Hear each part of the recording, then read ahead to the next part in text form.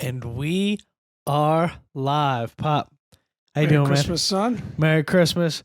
Bon Natale to all those who celebrate. Welcome back to the Dom and Pop podcast, everybody. We are back in person here, vibing, fighting off the Wednesday or third. I don't even know what day it is. Scaries after our Christmas celebration yesterday. That's right. It's a lot of fun as always. Recovering. Yeah, recovering is the operative word there. But we are here live coming at you. Falcons pregame podcast today, guys. As usual, don't forget to stay tuned for the Bada Bets later today. Don't forget to enjoy this podcast and hit that subscribe button. What's up, Pop? Does your Bon Natale extend to Eagles fans? No, Absolutely not. absolutely not. Absolutely not.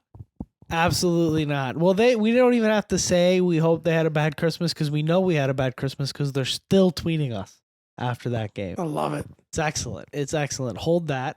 And let's get on to it. We're on to Atlanta. We're not too worried about y'all over here, but we are enjoying the fact that you're still suffering. It's always good. So, on to the Atlanta Falcons. Pop. Don't forget to hit that like, subscribe button. I interrupted Dominic. Almost at 900 subscribers. We've been flying with subscriptions. It's good stuff. Really love the momentum that we got going. Thanks for all the views. Hope you're enjoying the content. Yes, Kick sir. us off, Dominic. Without further ado, the Commanders are 10-5. Woo! With only 2 games left to go. So time flies when you're having fun. We've been having a blast. I'm not going to lie, selfishly getting back to recording the pod once a week doesn't sound like the worst thing in the world, but I hope we're not doing that until February. I hope we're not doing that What until if we start February. getting some more Scott-O? Well, then, yeah. I mean, if Scott all 5 days a talks, week. we'll do 5 days a week. I wouldn't mind making it the job. But anyways, this has been a lot of fun. We are 10-5, 2 games to go. This week is very simple. You win, and you're in. That's it. That's it. Now, Taking care of business. there is some combination of losses out there that could happen on Sunday that could guarantee we're already in the playoffs before that game. Just Tampa. Just Tampa. Tampa loses, we're in. So we probably will know. Loses or ties, I think. We'll know before that game whether or not it's a must win. But either way, you want to be coming at that game full steam ahead. Personally, for me, I think when you have a shot at a record like 12-5, you go for it. 100%. When you have a shot at the NFC East is still not fully out of reach. I know it would be a long shot for Philly to lose out and for us to win out, but we do hold the tiebreaker over them. It's the NFL. Crazy things happen. Hurts is still in concussion protocol. A lot is up in the air there. I think you cannot, at minimum, just from the messaging that you send to your team, you can't back off until that is absolutely sealed. Well, you also got the 6th seed possibilities, right, with the Packers. Yes. So, the Packers have a tough game this week. We'll get into it in our Bada Bets, so stay tuned for our NFL Week 17. Can't believe it's Week 17 already. Picks, that we will be picking that Packers-Vikings game. But, Packers on the road against the Vikings. They lose, we win. We are the 6th seed going into the final week of the season. Yeah, it's wild. It's pretty wild. But all in all, for me, vibes are high, man. So Vibes they are have high. to be. I mean, you split with Philly. Like you said, we had to split with Philly. You split with Philly. You got 10 wins on the board in your first year. You've got now those Cowboys and Steelers games start to sting a little bit more at this point in the year, right? Yeah, You'd like to have 1 or 2 of them back, but overall, I think 10-5 is pretty reflective of where this team is right now. And I think, again, you have an opportunity at 11 or 12 wins in Jaden's rookie year, in the first year of this rebuild, in the first year of this situation. I think we all said, I mean, B-Mitch said it was 2-2 time. If they got to 11 wins, we're in 2-2. We're firmly in 2-2 territory. Absolutely. So things could get weird. We're not putting 2-2s on. But No, let's be very clear about that. Yeah, I mean, for the crowd that says that we're lucky to be where we are, that we've had some lucky wins. Well, the Eagles win wasn't lucky. Yeah, Hurts goes down. Granted, that's a break. I'm not going to try to dance around that. He doesn't play defense last I checked. Right. So for us to put up 22 points in one quarter against arguably the best defense in the league is absolutely insane. And but also, we didn't get great bounces against the Cowboys or the Steelers. So, I think things balance out through the course of the season, I guess is what I'm trying to say. Like you said, football's an oblong shape. You're going to get some bounces that go your way, some that don't. It's great to be at 10 wins. You take 10 wins all day long, and to be there with 2 games left is even better. And lots of big win totals in the NFC. It's crazy this year. Yeah, it is. You're not backing in with 9 and 8 unless you're, in the South or the West, I guess. Yeah, and going into the year, you were saying with that 7th spot, 9 wins is definitely enough to get into the. Nope, not this year.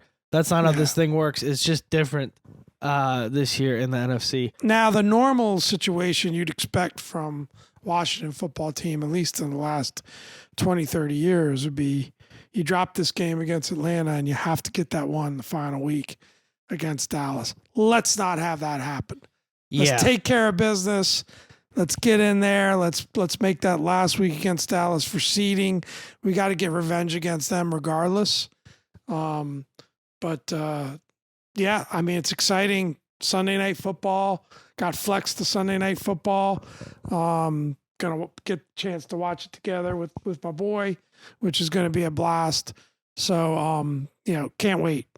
Yes, sir. Just had to zoom in on our outline here for some injury news going into it. So we've got John Allen trending very positive right now with that pectoral muscle. That would be a huge boost to get him back for on the defense. I think anybody that wanted to hate on John Allen at the beginning of the year saw what happened when you lost him. And the way Johnny Newton has come along, you get John Allen back. Those two can become quite the pair, and that rotation with him and Daron Payne as well in there could certainly help you out a lot. You got De'Ami Brown dealing with a hamstring, Marshawn Lattimore dealing with a hamstring, Jordan McGee dealing with a hamstring, and Andrew Wiley dealing with a groin injury. You did see Cornelius Lucas in at the end of the game last week. So yeah, I mean, it'll be interesting. I don't think there's much drop off, if any at all, when Lucas is in there, but it does hurt your depth, right? If another lineman goes down, it makes you pretty thin. I mean, obviously you got to be most concerned about Lattimore or those injuries, but these are all guys that, other than maybe De'Ami, that, we've pretty much played without all season long to get to 10 wins for the most part. Sure. So, you'd like to have these guys back. I don't know how optimistic we are about Lattimore after re-aggravating that hamstring. At this point, it's, we don't really have a great report at this point on Wednesday, but, generally, or I guess it's Thursday, actually. Sorry about that. I have no idea what day it is. It's the day after Christmas. But, usually if you re-aggravate something like that, you don't bounce back in a week. Yeah, it's the Lattimore thing's tough. Obviously, I think if you gave Adam Peters a little bit of truth serum, he might tell you he's a little bit disappointed with the way the injuries went, and you expected things to come back together a little bit faster. He's an absolute dog when he's on the field, but it's just keeping him on the field that seems to be the issue there. So that'll be more of an off-season discussion, I'm sure, but you don't have Marshawn Lattimore for this week would be my bet. I don't think he's going to go. It's tough with these guys that play on the outside with receivers and with cornerbacks and stuff like that. When they tweak those soft tissue injuries and they get re-aggravated, they can really linger around. They can hang around. They can be a pain. And a cornerback that's not moving at full speed is a liability. That's very, very, very dangerous. So it's not quite like, a running back or even a receiver. Like, these guys are playing through stuff. When you're cornerback, you need to be going at full speed, and if you're not, it's a liability having them out there. So it ain't like our backup is much less of a liability, but that's the position we're in right now. So like Pop said, we got to 10 wins. We got to 9 wins without or 8 wins, I think, without Lattimore. So we can do it. It's not like it's going to completely break our plan. It's not like our defense doesn't know how to play without him, but you would love to have him there. He's an absolute game breaker when he's in the game. But what do you say we get to that Falcon scouting report? You got anything you want to add, or are you ready to let me go? No, I think it's a perfect tie-in. How does not having Lattimore what advantage does that give Atlanta? They've got some weapons there, so let's get into it. Yeah, so Atlanta's a solid team. Kirk was not what they paid him to be this year, unfortunately. Not even close. And his Achilles, he just wasn't able to kind of get like same kind of drive off of that back foot and step through stuff. And he's just not the quarterback that he was. I don't know at what point it becomes mental versus physical. Ironically, it reminds me a little bit of the RG3 injury where just he wasn't really the same mentally after that injury. It reminds me a little bit of that, which is ironic because you know the history of Kirk Cousins. But obviously he's out. You've got to have some mobility as a quarterback. Yeah. You just have to.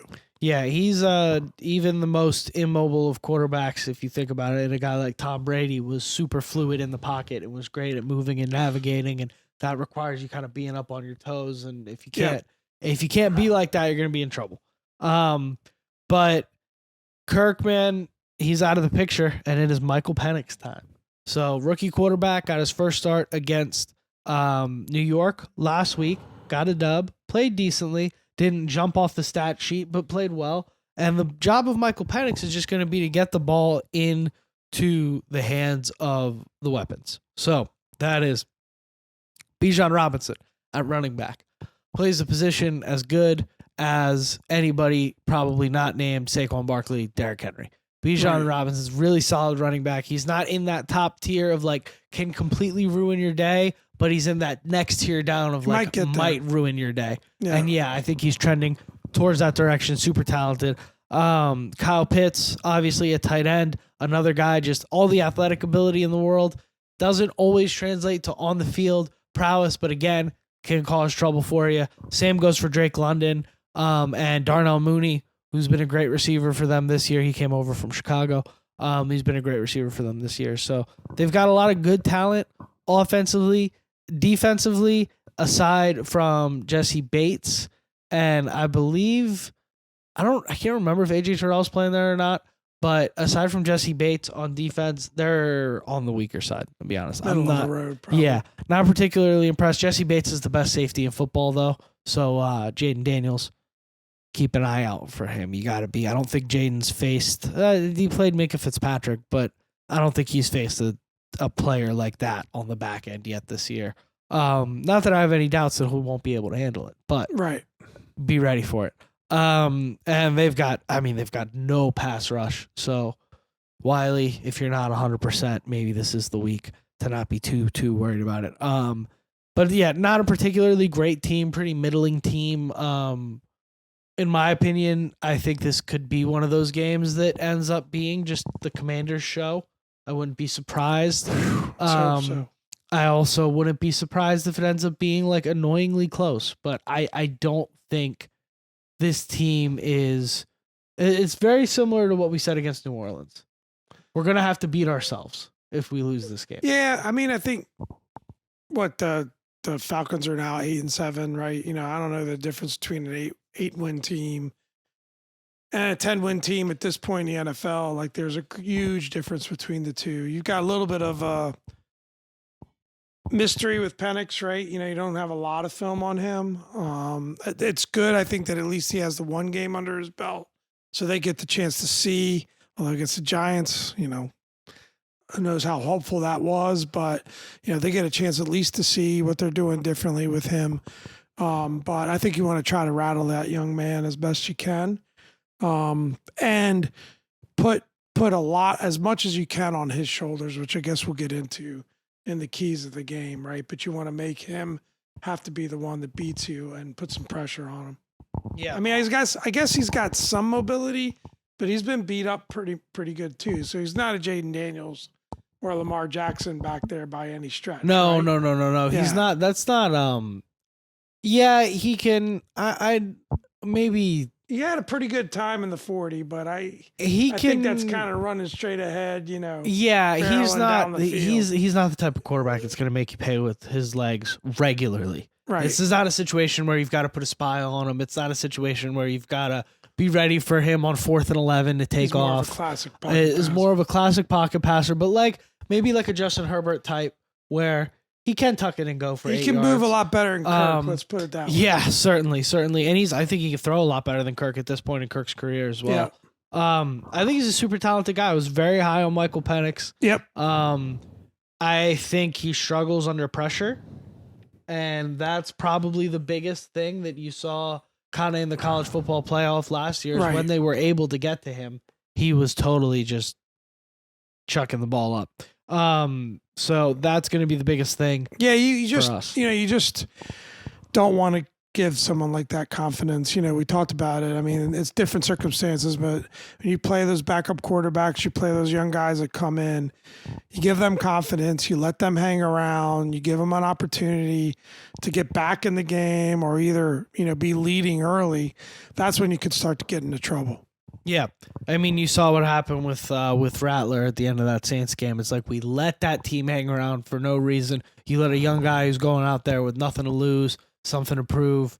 We've seen that a million times, the Taylor Heineke effect. They simplify the offense way down for the guy to get out there, and they start causing trouble. So without further ado, I think this is right how you get into your 3 keys to a win here today. And our 3 keys, the first one, I'm going to switch the order up a little bit here, but the first key is going to be to stop Bijan Robinson and the Falcons run game so that, tying into what we've just been talking about, you can let those defensive ends go, pin their ears back, put pressure on Michael Penix. I think that's going to be, if Atlanta's going to want to hang around, they're going to have to, especially with that defense, they're going to have to run the ball really well, play time of possession, play ball control football, and have Penix manage the game more at this point in the year. Yeah, totally. So we've got to stop Bijan. If we can do that, I think you kind of take a look at what you did last week against Saquon in the second half, where you were really kind of just selling out against the run and force Penix to take you out of that. Yeah. I'm willing to get burned on that at the beginning of the game if the kid can prove that he can take us out of that early. Totally. So that's number 1. Number 2 is going to be minimize mistakes, turnovers, and penalties. You can't win a game with 5 turnovers. No, that has to get cleaned up. That has to get cleaned up. I would like to see, maybe 0 turnovers in an NFL game is not 100% realistic. I would love to see 0 turnovers. I would love to see the fumbles have to get cleaned up. Brian Robinson cannot fumble the ball like he did last week. That cannot become a pattern. Remember what got you that starting job was the guy in front of you fumbling a whole bunch. So remember that. Stop doing it. Yeah, we need B-Rob to get back to it. And yeah. Cliff Kingsbury talked a little bit at his press conference today about the run game other than Jaden Daniels, and talked about how things are like almost as if they're, and I think he was referring to the line, maybe a little bit to B-Rob, they're overthinking things, and they just need to get downhill, get physical, out-physical the other team. Don't make it too complicated, and get that run game going. And I think it's a good opportunity in Atlanta to do so. And if you get that run game going, we haven't talked too much about Jaden Daniels up to now. That's been a oversight. But, getting Jaden cooking, it just makes him that much more of a weapon, right? Because now you can't tee off on him. You can't focus as much on him, and that's when he comes and gets you. Yeah, well, he's just so darn efficient that if you're running the ball well, you're going to win the game. Like, right. Jaden is just that level of quarterback at this point where if you can run the ball well and put Jaden in situations where he's only got to throw the ball 25 times, you're going to win. That's a recipe for a victory, the way this team's built. He's just so special. It's amazing, right? I mean, to think about, if we could reel it back a little bit, it kind of ties into our keys. The confidence you have, he throws a pick at the end of that game, and you're thinking, in most cases, that would be it. Be done, especially with a rookie quarterback. And you're just thinking, if we could just get the ball back. I was thinking that. I'm sure you were. If we could just get the ball back, we got a chance. Yep. And, then the confidence you have in that last drive that he's going to close it out, it's just incredible. And I think he's the key. He's the reason for the 10 wins more than any other situation. Give Dan Quinn his flowers, give Kingsbury his flowers, give Peters his flowers, but having number 5 is the absolute X factor in all of this. 100%, 100%. And that's going to bring us to our first key, which is going to be, or our last key. First on the outline, last I'm going to reverse order. It's going to be to start fast, put up points early and often. Obviously, we already talked about reestablishing the run game and getting those big plays going down the field. It just, let's put them in a position where Penix has got to throw the ball 35, 40 times. Start fast, put your foot on their neck. Don't let them get out to don't let this look like a contest from the beginning. This is the type of team that we can knock out early. Let's knock them out early. Yeah, it's interesting that, and I want to get your thoughts on this with the receiving core. Obviously, we had really good performances out of Zacchaeus and Crowder, and, we've still got other, guys waiting in the wing. De'Ami Brown has flashed at points. It almost seems like, early in the season, we saw Zacchaeus flashing more. But then with the signing the other Brown was Noah Brown. Noah Brown, geez. Signing Noah Brown, and it seemed to change things up. But I almost feel like getting some of these other guys involved, like getting Zacchaeus re-entered into the offense, maybe taking punt return duty off of him is a good thing. In terms of getting him back involved. And, Crowder is just such a professional. McCaffrey, it'd be nice to see him get a few more touches. He looks great in a return game. I don't know. I kind of like what I'm seeing out of receiver core. I know that they're limited. I know that we need another number 2, but I think bringing some of these other guys up, there's almost a benefit to it, I guess is what I'm trying to say. Sure, fair enough. I mean, guys have to make plays, and they were making plays last week, so you can't argue about that. I mean, that run after the catch that OZ had against Philly last week was brilliant. That was such a great play. Really, really good stuff there. Obviously, Crowder just runs some great routes, right? Secure touchdown grabs there, very important. Definitely still somewhere you got to add in the offseason. But for the guys that we've got right now, I agree with you. It's been encouraging to see them step up and kind of, as Dan Quinn said, that wide receiver 2 by committee.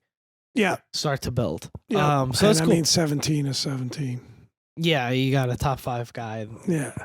Not much more to talk about there. The highest rated quarterback and wide receiver duo in the NFL, highest passer rating, almost 140. I think it is 140 passer rating quarterback to wide receiver when Jaden's throwing to Terry. Gotta love that. Would love another. Pretty hard to beat there. Another couple of Jaden to Terry combos there. That would be fantastic. Yeah, that would be great. I think a touchdown from Terry this week will break the touchdown record, right?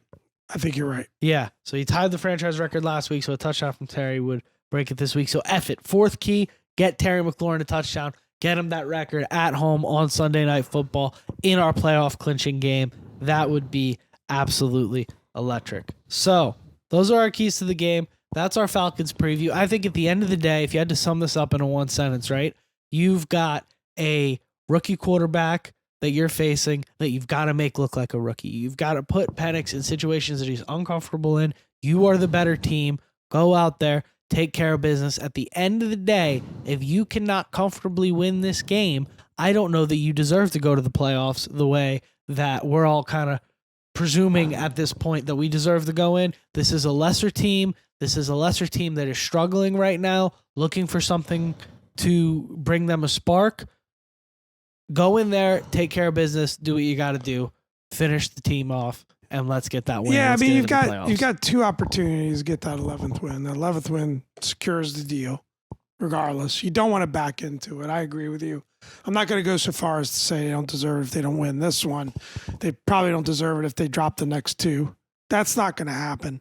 This is a new era. This team is not going to back in. They're not going to. They're going to earn it. And what's your level of confidence going into this game? So we're going to pick this game as part of our Bada Bets, as part of our NFL Week 17 picks, because it's a Sunday Night Football game. We always pick that one. So it's going to be one of our picks. But what's your level of confidence maybe, going into this one? Pretty confident. Pretty high. I feel good. Yeah. Feeling more of like a Houston game or a New Orleans type game? Ooh.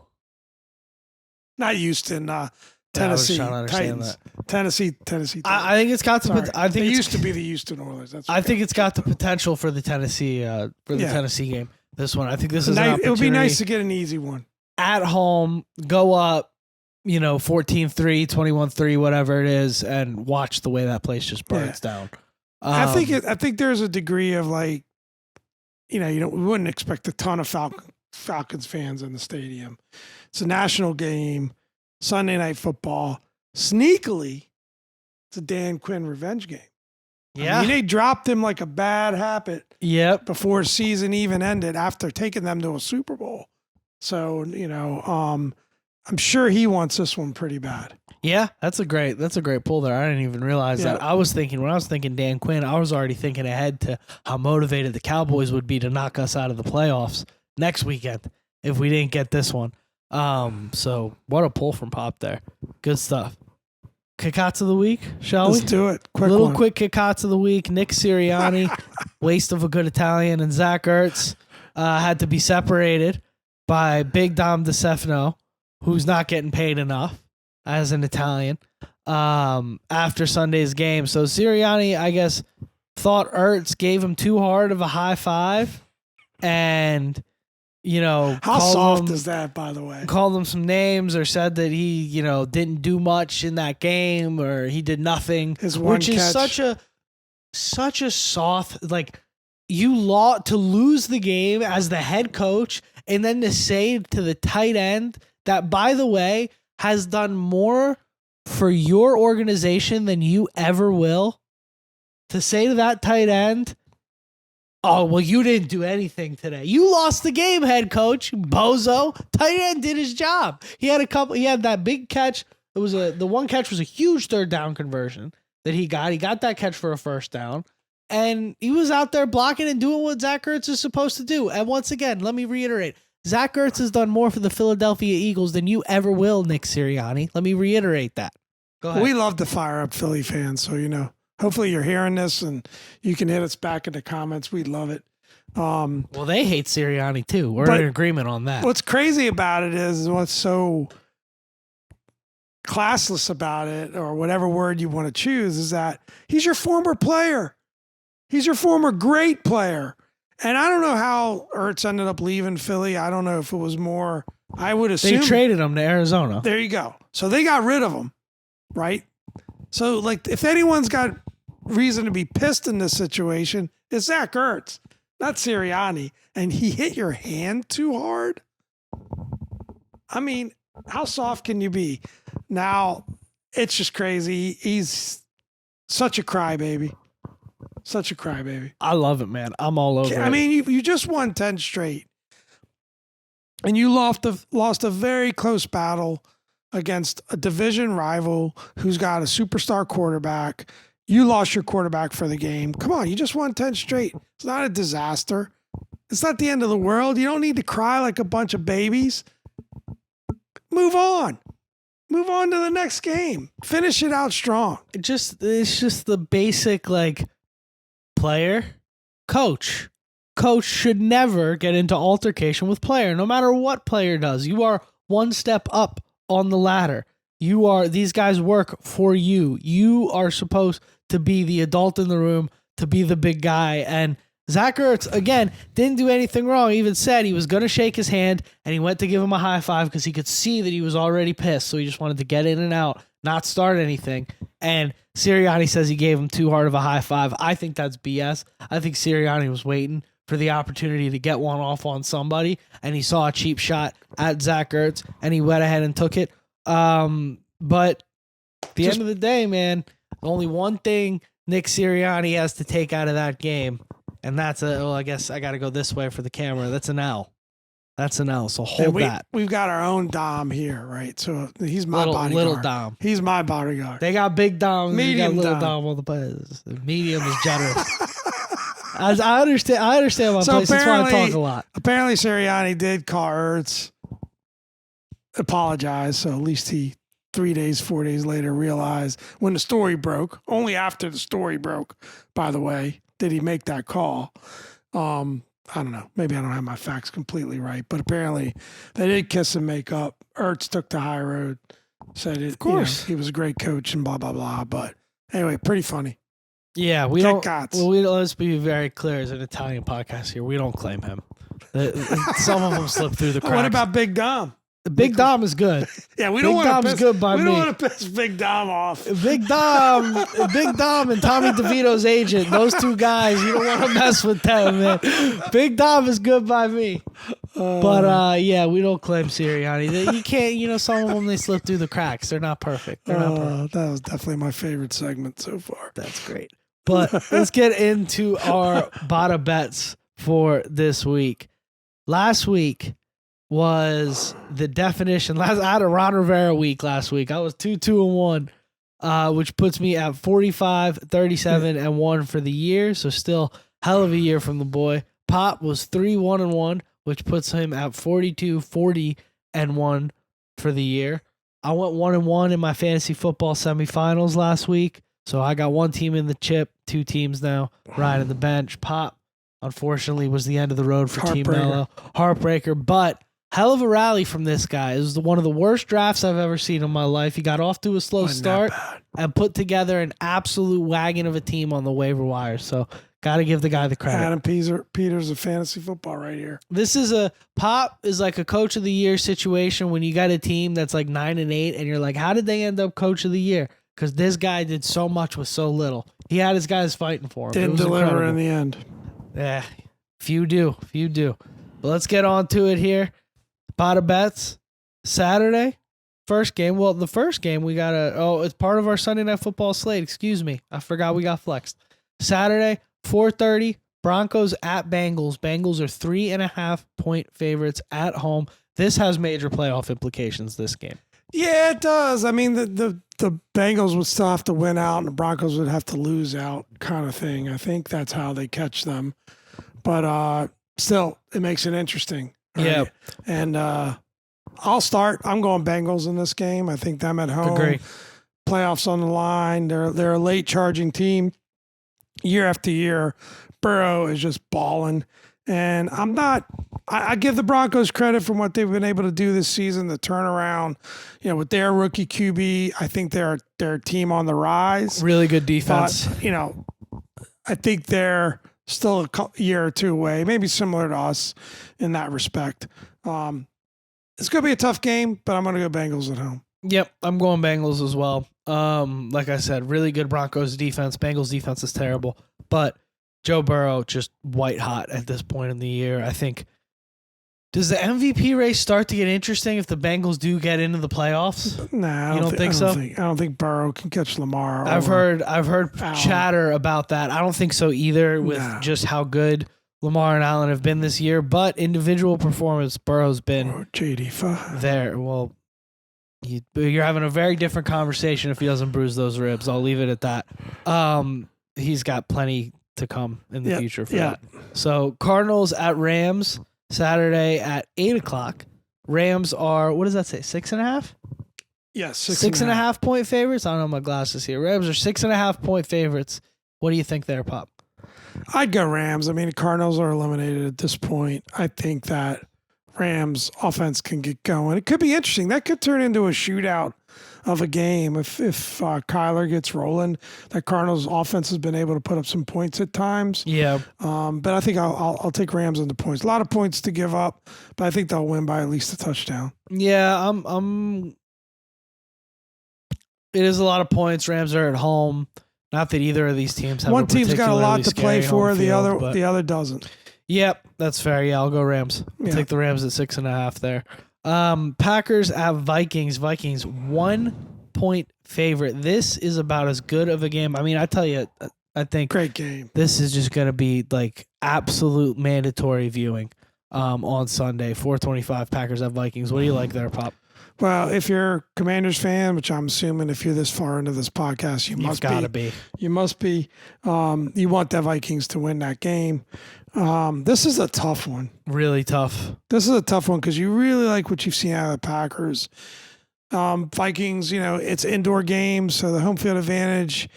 I'm sure their crowd will be really into it. They always have great crowds. I'll go Vikings. Yeah, I'll go Vikings as well. I like the Vikings in this one. I just don't think, like, as much as I love him, I'm not sure Jordan Love is ready for this moment yet. I think this might be a Jordan Love signature win. You're riding Sam Darnold. Next year, I'm riding Kevin O'Connell and Brian Flores and Justin Jefferson. I just think, Packers got a pretty good coach. They do. Matt LaFleur is a heck of a coach. The same coaching tree. Look, I can't say enough good things about the Green Bay Packers. I love the Green Bay Packers this year. I think they're stupid good. I think they've got a real shot at the NFC. I think they're very slept on. Which is so funny because going into the year, it was like a sneaky MVP candidate for me with Jordan Love, but I just wouldn't be shocked that the Packers won, but I'll stick with my Vikings pick. I'll go with the Vikings as well here.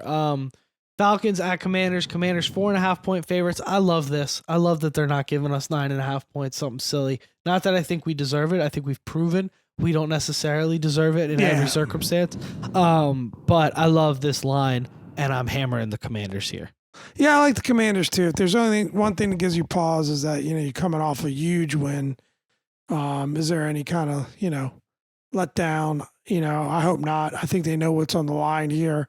I think they know how big this game is and the ability to just win and be in and then be playing for seeding that last week. And then, revenge game against the Cowboys as well.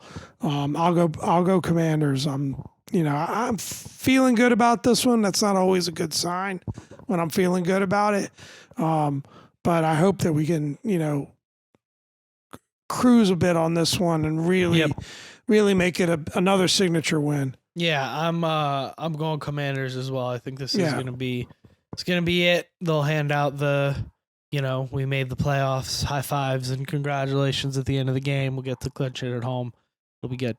Monday Night Football, Lions 3.5-point favorites at 49ers. I'm going Lions here. 49ers are another team that's eliminated, got absolutely nothing to play for, injured up and down.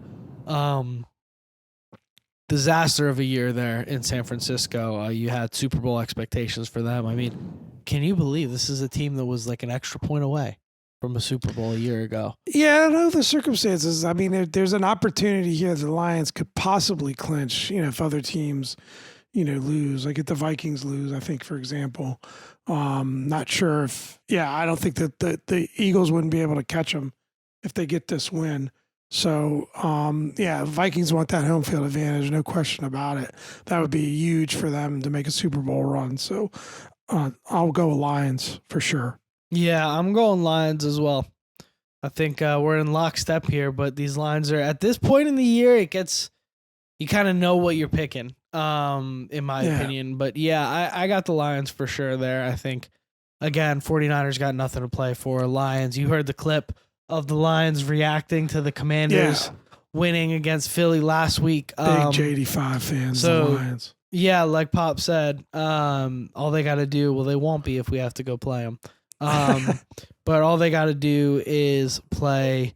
They got to win this week, and I think if like you said, if Minnesota loses, it guarantees it. So we'll see. They'll know by Monday Night Football what they're playing for, what the stakes are. So should be interesting. How exciting would it be to have playoff football?